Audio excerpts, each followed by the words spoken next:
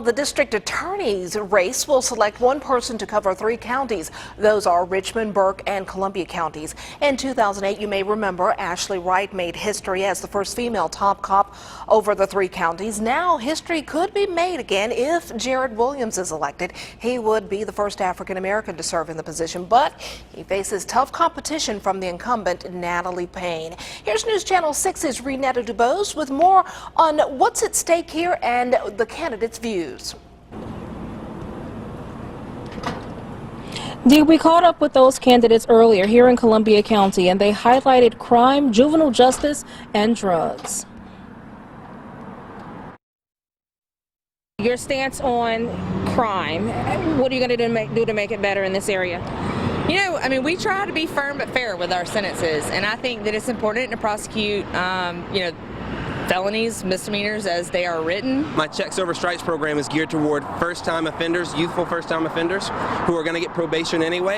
We have a program called Checks Over Stripes that links them with jobs, life skills, and their high school diploma. When it comes to juveniles, both Payne and Williams want to stop young people from making poor decisions before they reach the system. It really start in kindergarten. I mean, and we have to have a more comprehensive approach to dealing with, truancy, kids that are not enrolled in school at all, making sure that they get the support that they need. We need to be partnering with the community, with churches, with schools, with businesses, community leaders, everything that we can do to get to these kids early and often. Drugs tend to plague the CSRA from time to time, and both candidates want to not just deal with those who distribute, but treat those who fall victim to it. We don't have a long-term residential facility here in Augusta that is affordable, and so a lot of times when people are looking for that are suffering from drug addiction, that are looking for answers or looking for resources, they don't have that option. If someone has an addiction problem, they're suffering from substance abuse disorder, we need to get them the help that they need.